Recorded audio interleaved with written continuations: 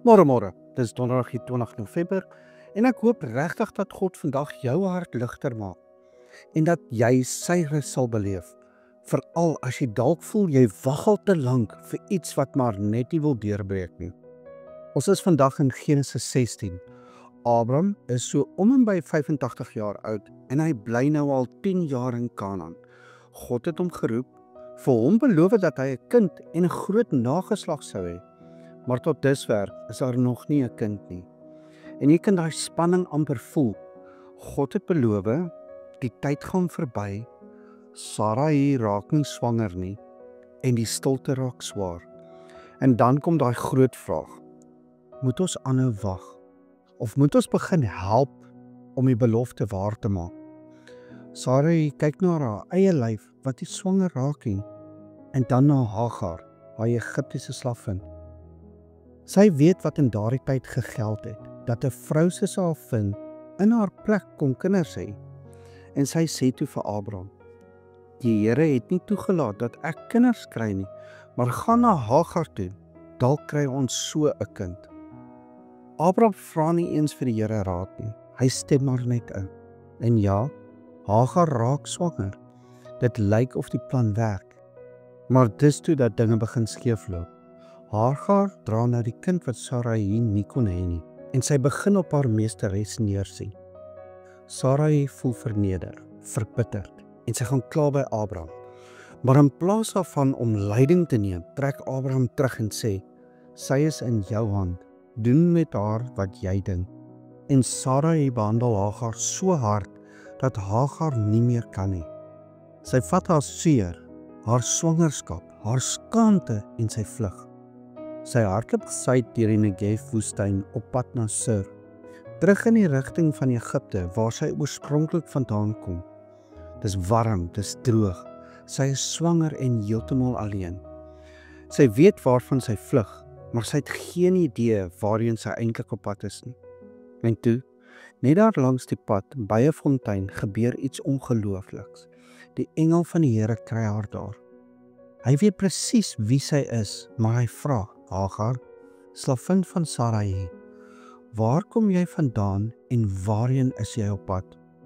Hy noem haar by die naam, hy noem haar posisie, hy weet haar storie. En sy kan net die eerste vraag antwoord, ek vlug weg van my meesteres af. Sy het nie 'n antwoord vir waarheen nie, in haar kop is daar net uit. Toe praat God direk in haar toekoms in. Hy sê sy gaan 'n seun hê en sy moet hom Ismael noem, want die Here het haar verdrukking gehoor. En Ismael beteken God hoor. God stuur haar terug, ja, maar hy stuur haar nie leeg terug nie. Hy gee vir haar 'n naam vir haar kind, 'n belofte vir die kind se toekoms en die wete, ek het jou pyn gesien en gehoor. En op daardie oomblik besef Hagar, dis nie net 'n engel nie, dis die Here self wat haar in die woestyn ontmoet het. Sy sê, U is 'n God wat my sien. En daardie plek word genoem Lagai Roi, wat beteken die lewende een wat my sien. Dis nie net 'n plek op die kaart tussen Kades en Beret nie. Dis 'n geestelike merker. Hier het die lewende God 'n vrou gesien. Iemand wat vir ander dalk net nog 'n slavin was. En ek wil jou vandag vra, wat beteken dit vir jou vandag?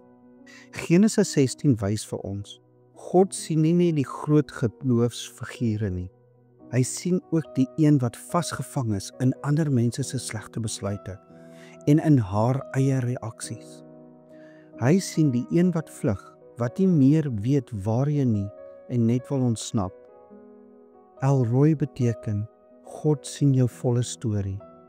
Jou pyn, jou foute, jou vrae, jou diepste verlange. In Jesus sien ons hierdie naam nog helderer. Hy sien die vrou by die put, die blindes, die tollenaars, selfs die misdadigers langs hom aan die kruis. Hy loop nie verby nie. Aan die kruis sien hy jou lewe en kies om jou te red. So hier's 2 vrae vir jou om oor te dink. Waar in jou lewe voel jy soos Hagar, vasgevang tussen waar jy vandaan kom en nie seker waarheen jy op pad is nie? En kan jy glo dat die lewende een jou juis daar sien? Nie net wanneer jy sterk is en alles om beheer het nie, Kom ons bid saam. Here, dankie dat U die God is wat sien. U sien vir ons. Nie net wanneer ons sterk is nie, maar juis wanneer ons moedeloos is en nie weet waarheen om te gaan nie. U sien ons wag, ons vra, ons pyn, selfs die dele wat ons eerder wil wegsteek. Dankie dat U vir ons op ons pad ontmoet, soos Hagar, en dat U nie net vra waar ons vandaan kom nie, maar ook ons toekoms inpraat. Help ons om nie van U af weg te hardloop nie, maar om na U toe terug te draai, selfs al weet ons nie altyd hoe nie. Leer ons om U stem te hoor wanneer dit stil is, om te wag met vertroue, om U leiding te soek en om U te onthou. Ons is gesien, ons is gehoor en ons is gelief deur Elroy, die lewende een. Dankie Jesus dat U nie net verbygaan nie, maar naby kom en by ons is.